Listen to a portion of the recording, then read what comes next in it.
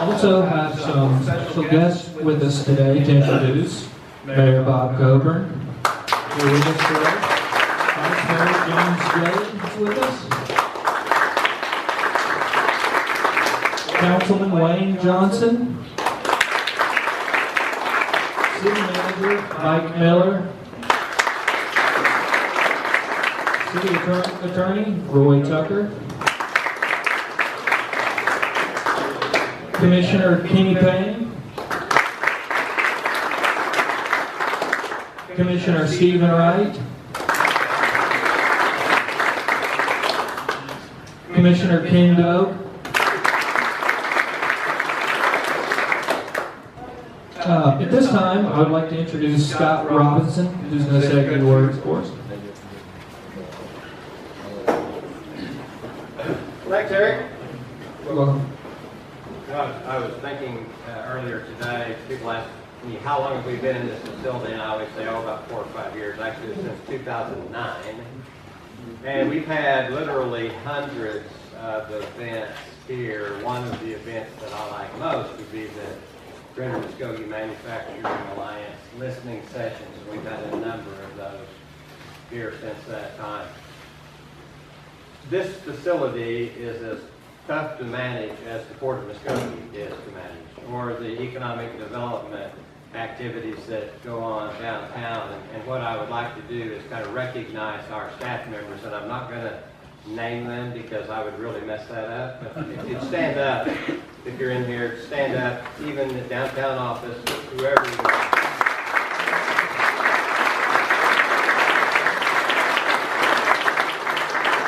Keen and Trish are outside, but it takes every one of us to manage the events that take place here. And I think we do a pretty good job of it, but it's really been a labor of love to construct all of these facilities with the help of a lot of partners. We had about 17 different partners, including state partners, Secretary Snodgrass, who manage really federal programs. So about $15 million altogether to produce what is here, Three Forks Harbor, River Center at Three Forks Harbor, and about $3 million of it was port, the rest of it was somebody else's money. Which always nice to use somebody else's money. As you know, there's a lot of things on the budget that will be talked about later today. And one of the things that I would like to report on a more optimistic note than that is that our tonnage at the port's up about 25% this year. Part of that increase in tonnage is due to the resurgence of activity in the oil and gas sector. There's a lot of drilling activity. I told our new deputy director, not new, for over here now. The Port of Muskogee tonnage and activity tracks pretty close with the health of the oil and gas industry, which makes us different than other ports along the system whose traffic really is proportionate to the ag sector of the economy. So we're very different in that respect. And the uptick in activity in oil and gas has really done a lot to the port this year. And hopefully that will continue. Obviously, there's no guarantees that will continue. I've been in the oil and gas business since I was a little kid. So I've seen it go up and down many times. And, so thanks again, Eric. Carry on. Yep.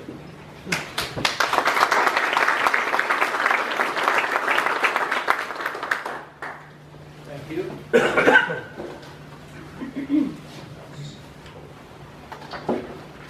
Okay, this time I'd like to introduce our guest speaker, Avery Frix. Avery Frix grew up in Muskogee, Oklahoma, working in his family's construction business. He earned a degree from the University of Oklahoma in accounting. Then he opened a small business, Oxford Productions, which provides professional management services. Avery founded a summer youth camp 5 years ago, which has impacted hundreds of students. In 2016, Avery was elected to the Oklahoma House of Representatives by District 13, which includes McIntosh and Muskogee counties. Representative Frix was appointed by Speaker Charles McCall to serve as Vice Chairman of the Transportation Appropriations Subcommittee, which I was worried about getting through. Recently, the Research Institute for Economic Development announced that Representative Frix was among only a dozen members of the Oklahoma House of Representatives to receive a perfect score for the 2017 legislative session. So if we could, let's welcome Avery Frix.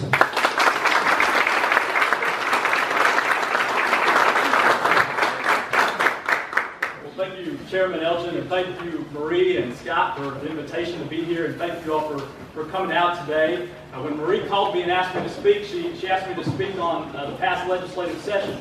And this past legislative session, as I'm sure you guys have heard on the news and in the Muskogee Phoenix and almost any newspaper you read, this legislative session was mainly focused on our state budget. And I don't think that we can talk about our state budget without talking about economic development. And so that's why I invited our Secretary of Commerce, Deby Snodgrass, to join me today and talk more about our state's economy and economic development, because I believe that goes hand in hand with our state budget. As I mentioned, when we first went in there, even before session started, we had a few meetings, and the topic of conversation was that they estimated first $300 million shortfall. Those estimates went up to essentially about $1 billion budget shortfall when you had to pay other expenses that the state was obligated to do so. At the Capitol, you had basically two schools of thought. You had one school of thought that said that we have solely a revenue problem. We don't need to look at our expenses at all. We solely just have a revenue problem. We need to bring more revenue into our state, and that would fix all of our problems.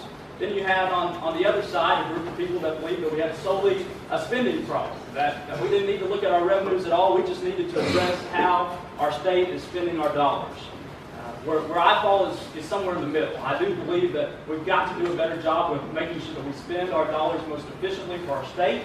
And part of that problem is that we don't have a line item budget. We just appropriate a lump sum amount to each agency, and we don't essentially have control over how that agency divvies up those dollars. But then we also have to look at our revenues, and we're going to talk about that today and look at kind of historically where our revenues have been. So essentially we fell somewhere in the middle, and then the speaker said that we've got to look at doing some targeted revenue increases. And so when he brought that up, essentially State Question 640, which was passed in the 90s, which said any new revenue-raising measure requires a 3/4 majority. And so in the Senate, the Republicans have a supermajority. They have a 3/4 majority. But in the House, the Republicans do not have a 3/4 majority. Neither party has a 3/4 majority. So in the House, to pass a revenue-raising measure, it would essentially require a bipartisan support. And so the Speaker and the Governor and the Minority Leader of the House, Scott Inman, and the Minority Leader of the Senate began negotiations on what can we do that we can get 3/4 majority. Now, let me keep this in mind, too. 3/4 majority is a higher bar than what it takes to override a governor's veto. So you can override a governor's veto with only a 2/3 majority, but 3/4 majority, that's a pretty high bar to meet. And so all of the stakeholders got in a room behind closed doors, and they began negotiations. And those negotiations went on for about a week. And essentially, those negotiations failed. They were not able to come up to an agreement, and I think that there's probably blame on both sides of the aisle for that.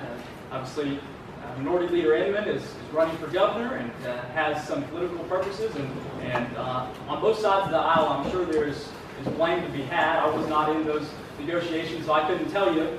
But essentially, those negotiations failed, and we were in our last week of session, and we had two options, basically. One was to do 14.5% cuts across the board to all of our agencies. We know that the Department of Tourism said that with a 14.5% cut, that would be closing down some of our state parks. Or we would go into a special session and try to continue on the negotiations. So as the leadership and the House was deciding what way to go, our majority floor leader found a Facebook post in which this is just another example of how social media has played into modern day politics, and I shared that with you guys here, and it was from State Representative Jason Dunnington made a post, and Drew Edmondson commented, our former Attorney General Drew Edmondson responds and says, why not call it the Youth Smoking Prevention Act and make the increase in revenue only incidental? A very good legal position to only need 50% plus one. And so this is where the idea came from to let's create this, let's call it the Youth Smoking Prevention Act. And the purpose of the bill won't be revenue raising, but it will just be to prevent smoking, and then the revenue increase will be incidental. So when faced with 14.5% cuts for special session, which would cost taxpayers $30,000 a day. This is where the leadership decided to go. And now, as you probably have heard, there's some challenges in the courts, and we'll see where that stands. Also passed out to you guys an article by former Speaker of the House, Steve Lewis, who was a Democrat. He served in 1991, right before State Question 640 passed. And I think the article is pretty good. He talks here at the bottom. He said when the voters and supporters of State Question 640 passed it, they didn't foresee how ideology and how partisan and how polarized we would be. They believed that if things got bad enough, if our state got in a worse enough condition, then everybody could come together and we could get the 3/4 majority. Of course, as modern politics has polarized us, I think now more than ever, essentially those negotiations weren't able to happen. I passed out an overview of our state budget here. If you'd like to follow along a little bit, I think it really gives a great picture of some of our history.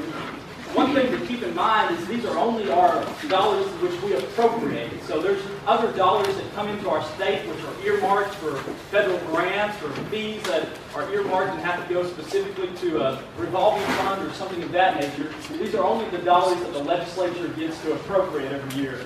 And we only appropriate 95% of the estimate. So whatever the equalization board and the Oklahoma Tax Commission estimates, we'll bring in, we only get to appropriate 95% of that, essentially giving us a 5% cushion for if those estimates were incorrect. But if you look at page number 4, these are the appropriations divided up by subcommittees, not the agencies, just the subcommittees.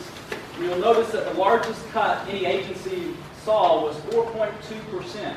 which is a major change from 14.5% to only 4.2%. Many of the agencies were held flat or saw a slight increase, but the largest cut was only 4.2%. If you'll turn to page 5, there's a pie chart here, and I think this was one of the things that was most surprising and most interesting to me when I came into the legislature. You'll see that of our state budget that we appropriate, 48.4% goes to education. So our biggest share of our budget goes to education. Now, that is both common education and higher education, all combined. 48.4% goes to education. Our second largest item that we appropriate is healthcare. Those are our healthcare costs for our teachers, state employees, and our Department of Health, which is about 21.4% of our budget, our second largest part. And our third largest part is Department of Human Services, 11.8%. Our fourth one is public safety, which is 8.8% of our budget. And now public safety is tasked with managing our highway patrolmen as well as all of our prisons, which we know are in desperate need of funding right now. Also this session, we were able to stop some future costs for us with the wind energy. Now don't get me wrong, I'm a supporter of renewable energy and thinking outside the box when it comes to energy, but several years back we passed, the state legislature passed incentives and credits for wind industry. And what has essentially happened is the majority of the owners of windmills in the state of Oklahoma are from out of state. They're not Oklahoma companies, they're from somewhere else. And they aren't just receiving a tax break. Essentially, we are writing a check to these companies out of state every year per windmill. And so that has grown out of control, costing our state quite a bit. And so what we did is we said, as of July 1st, if your windmill is not online, we'll no longer be offering that incentive. So the windmills that have already been online, they're still going to continue to receive that, but as of July 1st, we put a hold on that temporarily. And I think that was a good move there because, like I said, most of those companies are from out of state, and they're even building transmission lines to ship the wind energy to Tennessee. So essentially, Oklahoma's not even getting to utilize the windmills here that we have. Also wanted to point out that when we went into the session, one of the promises that I made to our educators, because we know that education also impacts our economic development. We want businesses look at that as one of the things that they look at is how good our education system is. And so one of the things that I think we needed to do was start to address our education challenges. Of course, this will not address all of them, but we need to address our teacher pay rates. And so the House Republicans came up with a plan to do a $1,000 teacher pay raise this year, $2,000 next year, and $3,000 the third year, essentially doing a $6,000 teacher pay raise so that we can be more competitive. We have folks here from NSU and Dr. Turner. I know you guys graduate some awesome graduates from the Department of Education, but majority of them, or a lot of them, are going out of state. And so we've got to address that problem, and I think a teacher pay raise would do that. As I said, House Republicans passed that 3 times in the House, and went over to the Senate, and every time the Senate refused to hear that. And so I was very disappointed that we were not able to build funding into our budget to fund our teacher pay raise, and essentially voted against the budget because of that, because of a promise that I made. And I think in order for us to fix our education system, in order for our state to move forward, we've got to address our teachers. Also, one of the things that I would like to see in our budget was a line item for concurrent enrollment. We know that concurrent enrollment helps out our rural communities, helps out our 2-year colleges, helps out our small colleges as well. And there was much talk about line iteming concurrent enrollment, which essentially did not end up in the budget. Also, and I know Secretary Snodgrass can talk about this more, but many other states, including Texas, have a large governor's closing fund. So when a business is looking at moving to a particular state, they narrow it down, they go through the whole process, and they narrow it down to 1 or 2 places. And when Oklahoma's would be in the running for 1 or 2 places, Texas' governor can make a call to the business and say, we'll reach into our governor's closing fund and close the deal, essentially, and be able to take away business from Oklahoma to Texas because of that governor's closing fund. And so that's something that we've got to fund. We haven't been funding it the past few years, and Secretary Snodgrass can talk some more about that here in just a few minutes. I want to talk now about a few bills that I had, and some bills that I think were of noting this session. I think there's some good ones here. One of my bills, which did get passed through, allowed local planning and zoning commissions to delegate certain authorities to their staff if they chose. So if a local planning commission wanted to delegate a certain authority to their staff, they could do that, which would essentially streamline the plat process and help speed up economic development. So now our local planning and zoning authorities have that power if they choose. Serving as Vice Chairman of our Transportation Appropriations Committee, I had 2 ODOT request bills. ODOT came to me with two request bills. One clarified language to comply with the federal requirement, and another one was clarified some language with bonding. Both of those passed through. Then I had 2 other bills, which unfortunately we didn't get passed through this time. They passed out of committee, but didn't get passed through the House, but we're going to continue working on them and hopefully get them passed next year. But one of them, going back to the wind, that tax credit and tax incentive threw out of control. We have some other tax credits and incentives on the books that I think we need to reevaluate. So my bill required the legislature to put a sunset on any new tax credit or incentive. To me, I think that's common sense. I think that's good business practice, that let's go back and reevaluate all of our tax credits and incentives every so often. That way we don't end up with one that ends up being on the books for 50 years or so. And so I think that unfortunately, that one did not get passed this year, but we're going to work on that again next year, and I think that that's just good public policy for our state. Also, I had a bill on unfunded education mandates. As I went around talking to the different superintendents in rural Oklahoma, Oklahoma, Chakota, Muskogee, Hilldale, Warner, one of the things I heard over and over again was unfunded mandates. The legislature passes a requirement asking our schools to do something, and our rural schools have the hardest time complying. When you look at your bigger schools like Tulsa or Oklahoma City, they actually may already be doing it, or they have the staff on board that they can handle that. But when you look at somebody like Oklahoma Public Schools and you pass a new mandate on them, that means that they've got to hire an extra person. And so my bill said if we're going to make our school districts do more, provide more reporting, we need to make sure that we provide the funding to go along with that. And I think that's just another common sense piece of legislation there. Unfortunately, that didn't get passed, but we're going to be working on it again next year.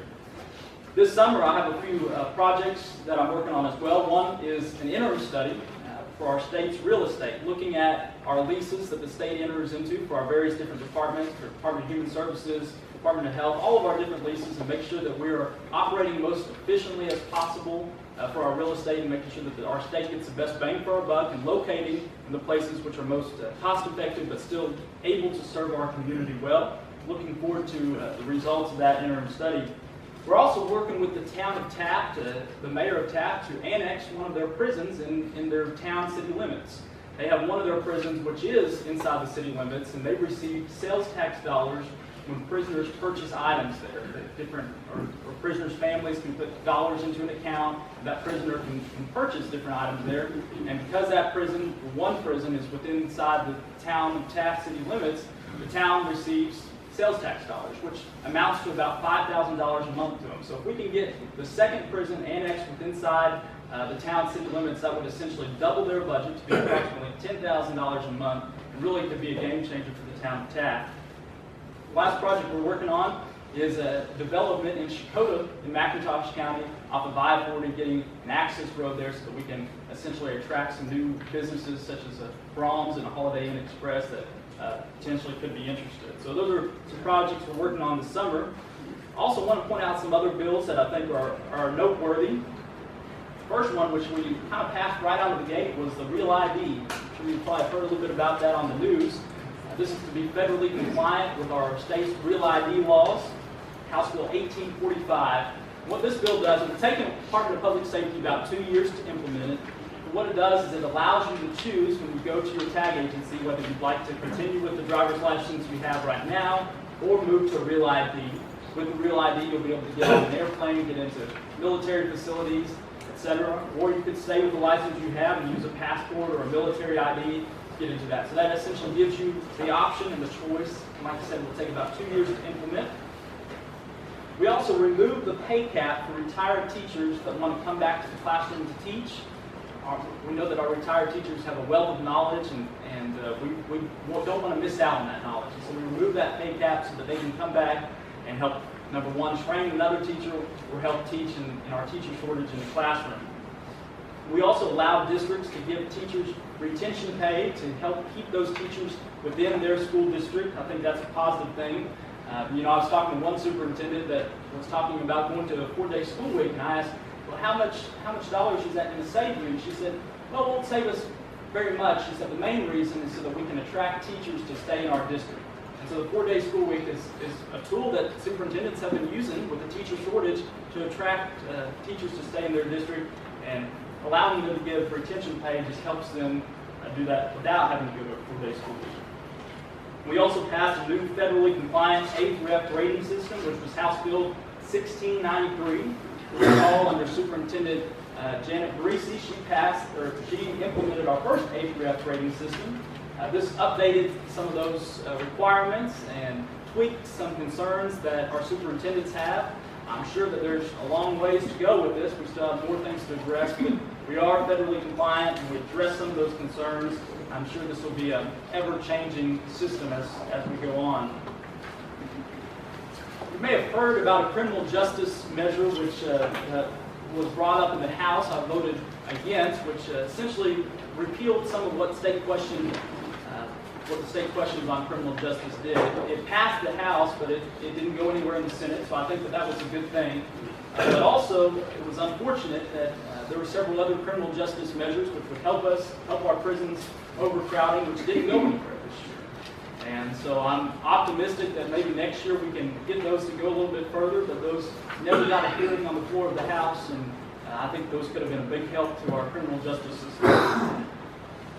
House Bill 1534 and the companion Senate Bill 430 creates a process for public-private partnerships, something that our counties and our cities are already doing. This now puts into statute an actual process for them to go through to have those partnerships, and it gives the statute outlines more control to our cities, counties, and our local authorities. Approximately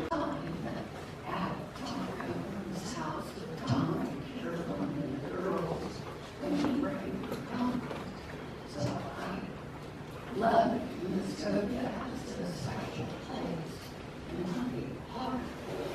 We also gathered during her first campaign. We did a tour of working across Oklahoma, and she actually worked in Mayon's Park. She was a waitress.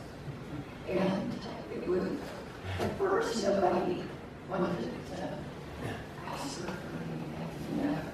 And so, just pick up the water pitcher, just go around and be around and say hello. Well, pretty soon, the almond workers, they figured out who she was. So, Mary, what you want me? So she had a great time.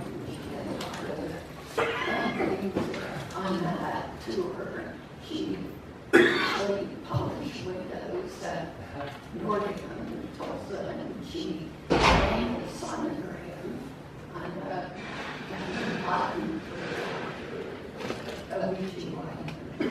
She worked as a branch, and it's good when our public officials remember what it's like to earn a paycheck. That's a positive thing.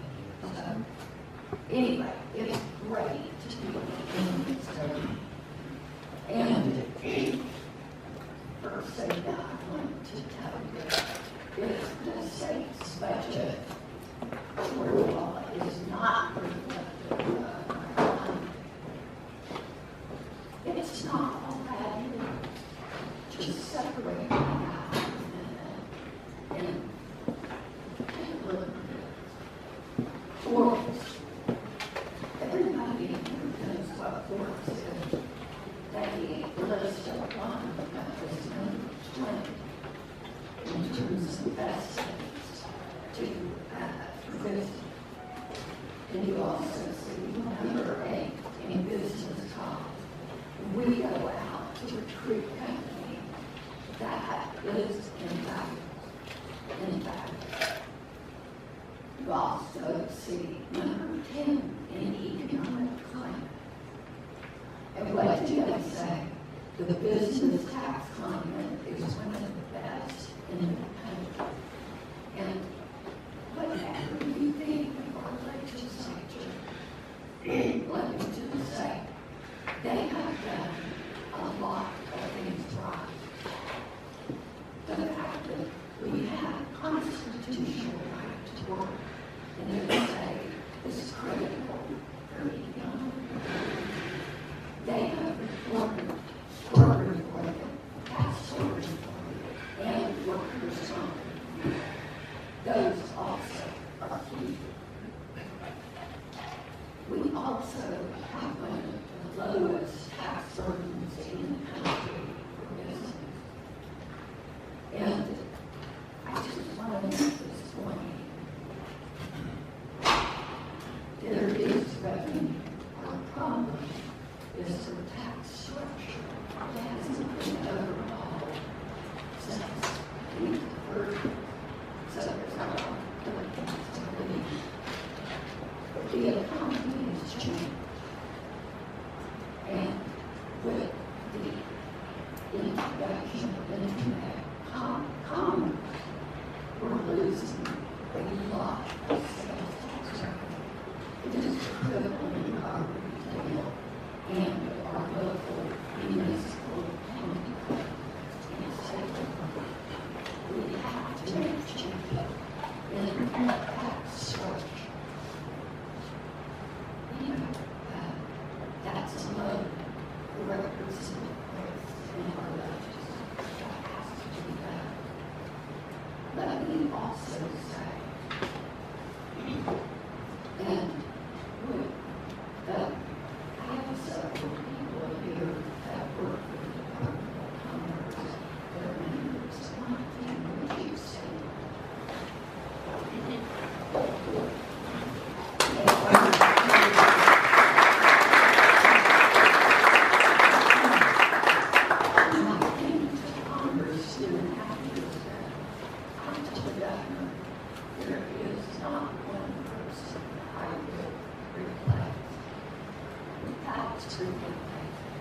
They are second to none. And what I would tell you, what they would tell you, in 2.5 years of day, I have not had one single company say the taxes have come too high. Just the opposite. Their number one word is that our taxes are so low. We can't pay our teachers. We can't support our schools. We can't support infrastructure. That's their word. So keep that in mind if you want to recruit this. Okay, Here we see our utility costs 24% below the national average. That's huge for me. So, we all know that some of the energy prices have damaged Oklahoma's outlook nationally in terms of health. And Moody's Analytics says we're going to have the 6th lowest economy in that side. Well, I just want you to know, you don't have to believe everything. In the last fiscal year, which we just closed at the end of June, new investment, and let me say, this is just Congress-led project. So, if a local business decides to hire 10 more people that year, these are big projects led by Congress. That's all we're doing. So, our goal for the last fiscal year was 1.2 billion. And it came in just under 2 billion.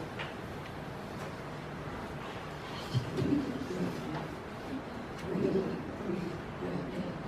All those businesses pay taxes. All the people that use the work pay taxes. Last year we had 47. We closed 47 big. That exceeds the previous fiscal year. Close to 44. And one thing I really do want to say, President Trump has made it clear that we're not going to have a trade deficit like we had. And all foreign companies bringing goods here are being invested. Foreign direct investment, we closed 10 of 47 projects with foreign direct investment, all European companies. 21% of our open projects were working, and 20% of open leads are foreign direct investment. That's twice the historical average of 10%. It is absolutely fertile in Europe. They're overcrowded, overtaxed, overregulated. They're just out of space, and they're not working. So, we have a great opportunity here.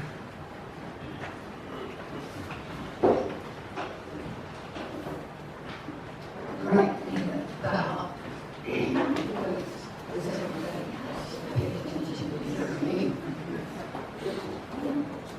Okay, so I have a few recommendations on not to do so. Before I talk about that, I want to tell you there is a perception that, in fact, I have seen people come to Congress and say that a rural community have told them that Congress only works with Tulsa and Mississippi. Nothing can be further from the truth. A majority of deals we closed last year were in rural Oklahoma. Every year, every state agency prepares a strategic plan. It is required, and typically agencies do it. They put them up on the shelf. When I got to Congress, I changed one thing by the way we do strategic planning. We do it by region, because each region of the state is unique. Its assets are unique, its needs are unique. But this year, we're beginning the process where we will work with every develop a county economic development strategic plan. The big counties are down, and many cities active. But we don't have a plan from the state about all the other towns in the state. They need help too. So,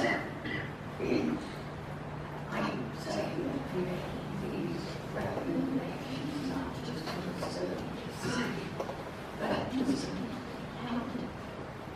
We should have a lot of assets, no liability, and it can be capitalized on the assets you already have. So first, workforce needs to be a priority.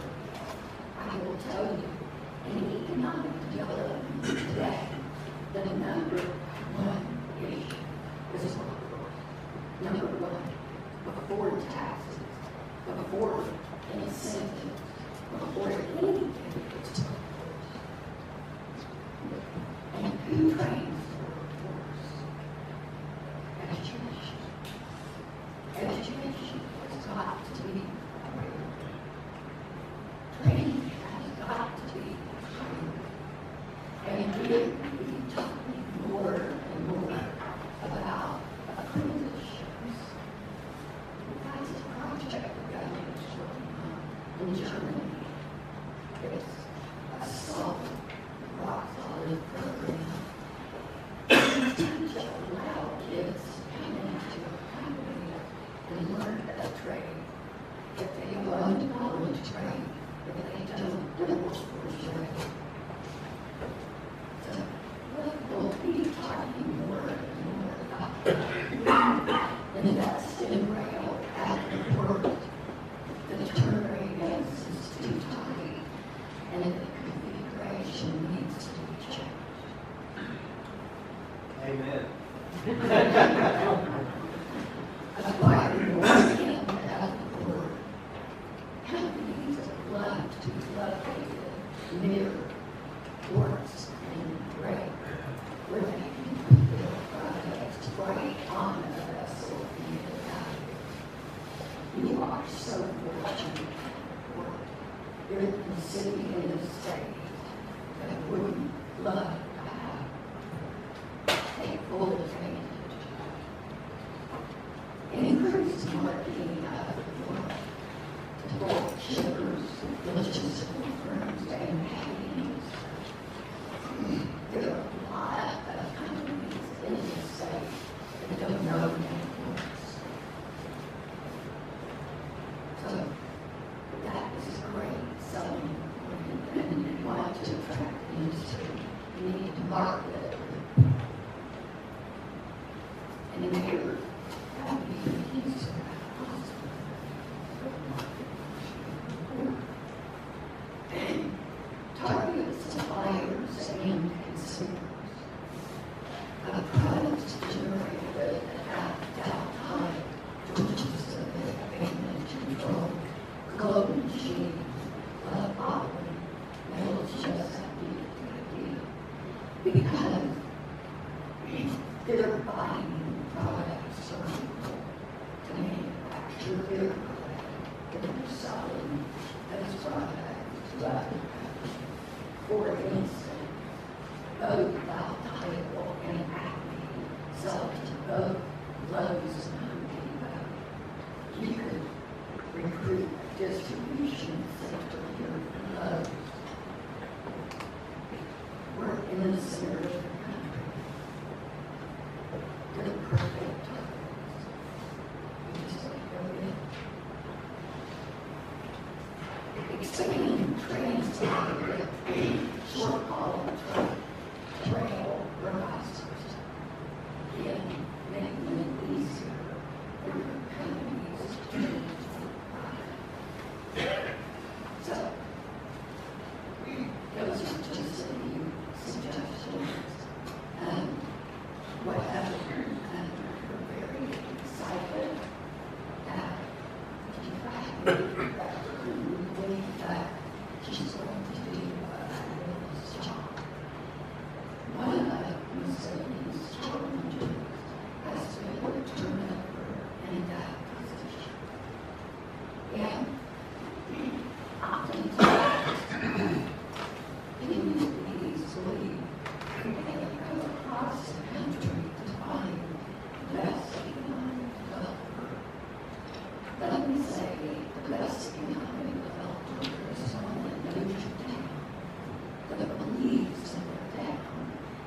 fight for it. You have that. But it's important.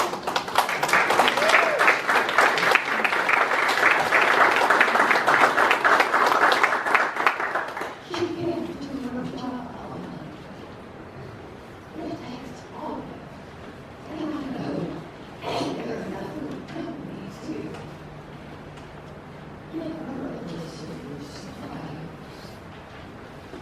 Tell her who you think would be a good target for economic development and help her open up doors. This is not rocket science. It's really a lot of dollars. The legislature has done its job, making employment attractive. We have the incentives. We have the environment. All it takes for government to start. If we can get our education needs addressed, the future will be better.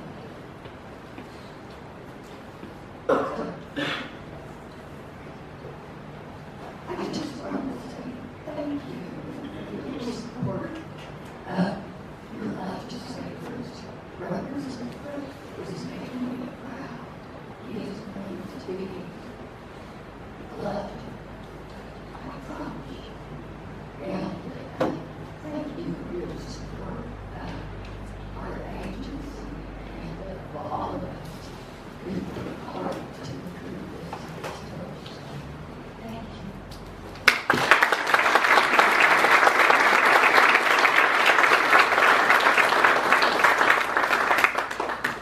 Okay, I'm going to ask Representative Frix to join me. And any questions you have, we'll do our very best to answer.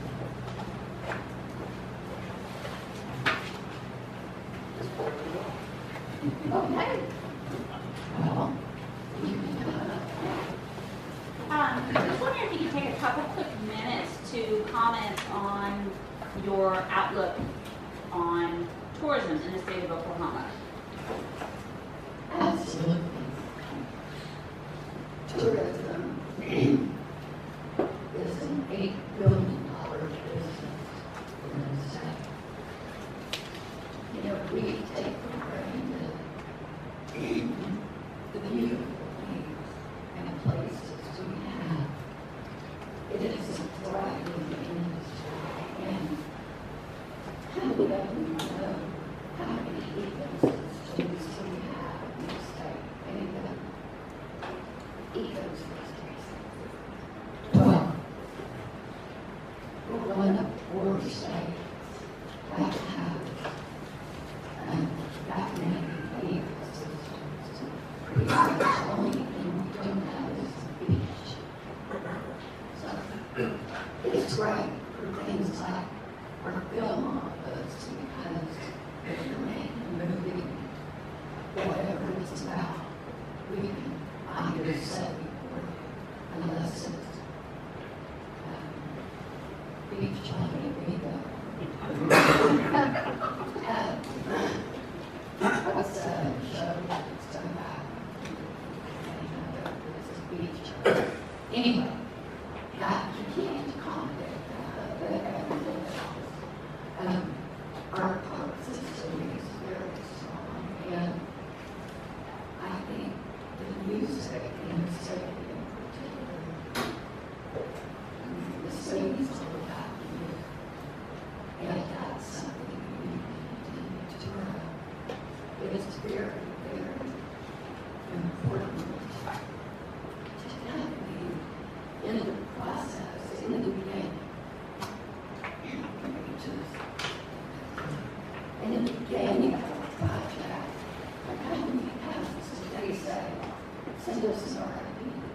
We send it out to different communities. Then they decide which ones they want to look at. They come to the state, they look at the community, and get it into a short list. Then they went and talk to me. Then we get past that, really, really, really hard making decisions. the question is, we new people here, what are they going to do? Well, where do the kids in the school? What do the kids get to do for recreation in their time? And it just to give you an example. We have announced in the last month a big project out for the fall. It's a company based out of Sweden. They hold 2,000 patents during 50 countries. And they purchased on a bunch of companies around the U.S. and they were looking for somewhere to move those other companies to so they could consolidate. And we said that one of the guys came in, one was from Tanzania and one was from Sweden. And they said, we want to come to work in America, but here's our problem. Our board's taking the decision. They're in Sweden. They don't even know where our home is. How are we going to be able to convince them that the employees of these companies who purchase will move up on? And I said, well, would it make you feel better if I told you that Boeing got 68% of their employees to move from Long Beach and Seattle? Yeah. And here's a little our board knows who Boeing is. I said, okay, they said you can get a white paper. Yeah. But do you want to I'll make a video with people who made the movie. And it's on our YouTube page. You should watch it. We're not going to say, right? It's got to be a fit. So, we just met with both companies at membership about 10 days ago. And said, why do you do these projects? Company on both aerospace companies said, and I can't disclose who they are for privacy reasons, but company one is a huge aerospace company international. They said, we don't, in their case, quality jobs didn't happen. They need cash up front. Why? Because the military is changing the way they do make decisions on projects. They've gone from best value to lowest profit. So in this case, this company was going to be producing aircraft, and they needed a site to produce it. They didn't have one. The thing wasn't already at capacity. So another state offered them a huge hangar, huge facility for $1 a year, plus cash. So we launched. And they basically said, if you don't have a closing gun, you don't have cash, what does that do? That lowers what they have to charge the military for the product. It does not pay that overhead, so it gets their prices down. Because if Northrop Grumman comes in higher than Boeing, they can be big. So if they have a place to manufacture the plane, it's pretty, the price is a lot lower. See? Things change, 10 years from now, when the military gets crappy product, they'll go back to best value. Nothing stays the same. But the other company was an Italian aerospace company, and everything was right. They don't have a facility in the U.S. Another they offered a bunch of cash. No. And we got them met because our closing fund hasn't gotten money in 7 weeks. So, the world, no matter how much we love autonomy, it's not a level playing field. And unfortunately, the legislature needs to months a year.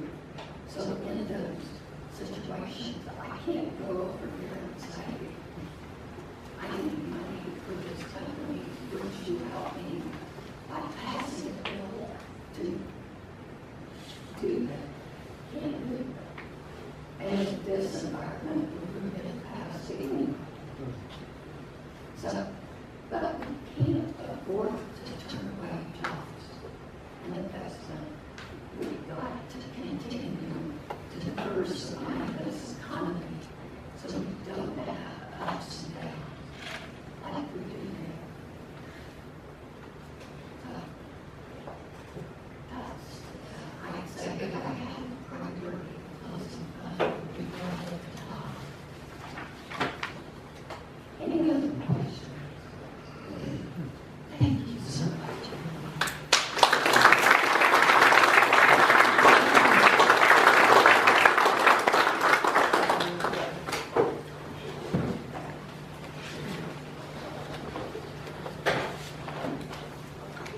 Thank you guys very much. That was very, very eye-opening. I've not thought of things in those terms ever. So I appreciate that.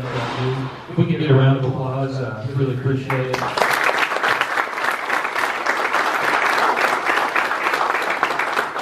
Okay, we've got a few housekeeping things here. Our next regularly scheduled meeting will be Wednesday, July 26th. Not sure of the location. Watch your emails.